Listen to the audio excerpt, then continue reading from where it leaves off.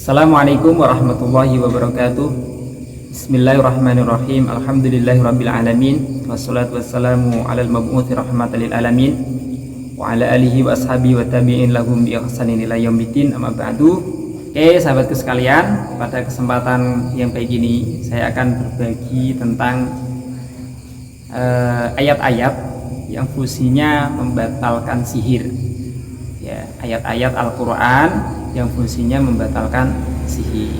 Ini yang terindikasi bagi sahabat sekalian, mungkin salah satu dari sahabat, baik itu dirinya pribadi, orang-orang terdekatnya, atau orang-orang yang disayanginya, orang tua, bapak, ibu, dan lain sebagainya, yang terindikasi saja perkiraanmu, perkiraanmu mendapatkan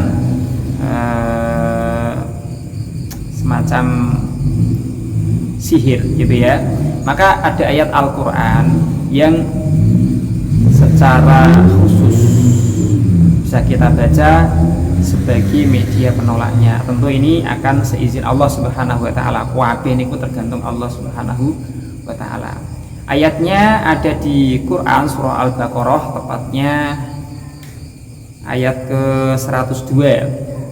Awal ayatnya itu Bismillahirrahmanirrahim. Wattaba'u ma tatslus syayatinu ala mulki Sulaiman wa ma kafara Sulaiman walakinna syayatina kafaru yu'allimuna an-nasa as-sihra wa ma unzila 'alal malakaini bi Babila Harut wa Marut ila akhiril ayat, sampai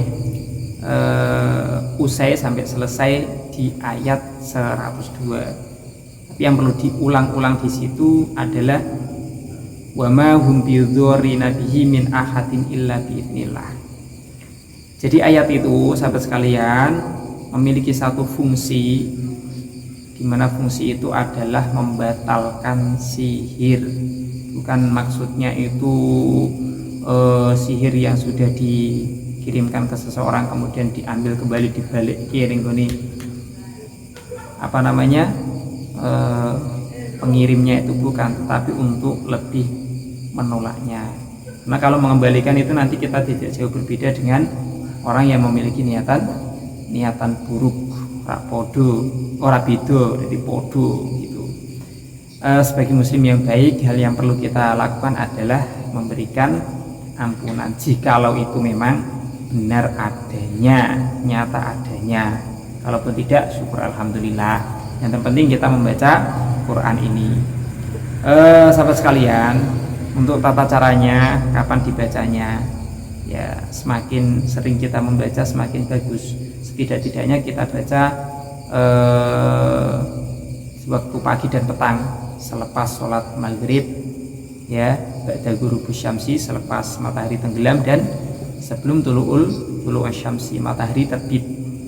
Baca Quran ayat 102 dari Quran surah Al-Baqarah. Kemudian di pertengahan itu ada potongan wa ma hum bidzurrina bihi min ahadin illa biidznillah. Ya, untuk artinya nanti bisa dicek di Quran surah Al-Baqarah ayat 102. Hanya di wa ma hum bidzurrina min ahadin illa biidznillah itu dibaca berulang-ulang. Tentu sahabat sekalian, yang paling efektif ketika kita membaca Al-Quran supaya kita bisa wisol, sambung, jangan lupa diawali dengan tata cara yang telah diajarkan oleh para ulama salafun as-saleh, ya, ulama-ulama terdahulu. Yang terpenting membaca ta'awud, ya, basmalah, hamdalah, jangan lupa membaca sholawat kepada baginda Nabi Agung Muhammad SAW. Dan sebelum itu semua kita, rangkaian itu semua kita jalankan dengan baik, yaitu la yamassuhu illal mutahharun, supaya saat kita memegang membaca Al-Quran ini dalam keadaan suci, punya wudu.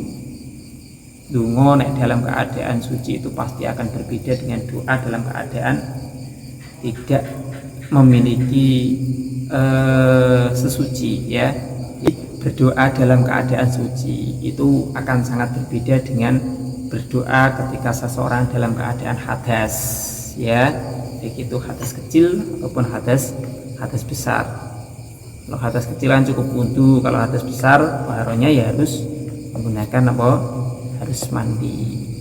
Jadi ayat di atas tadi itu memiliki hikmah membatalkan sihir. Kalaupun dari orang-orang terdekat kita ada yang terindikasi terkena sihir, pokoknya diwoco mantep karo pangeran ingkang dadosake nyiptakake kita semua, gitu ya.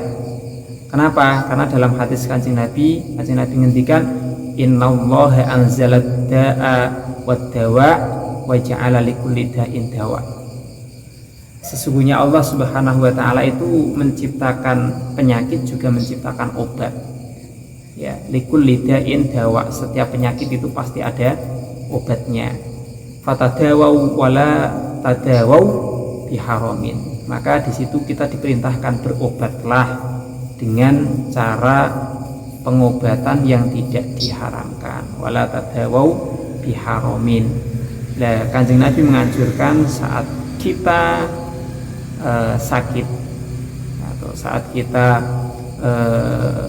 terkena hal-hal yang tidak kita inginkan, maka rujukan pertama kita adalah Al-Quran, ya, sesuai yang diajarkan oleh Kanjeng Nabi.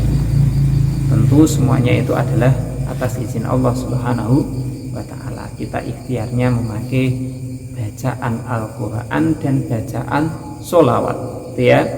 Oke sahabatku sekalian, semoga yang sakit lekas diberikan kesembuhan oleh Allah Subhanahu wa ta'ala, yang dalam keadaan susah payah diberikan solusi oleh Allah Subhanahu wa ta'ala, dan semoga kita menjadi orang yang beruntung dunia akhirat, amin ya rabbal alamin. Wassalamualaikum warahmatullahi wabarakatuh.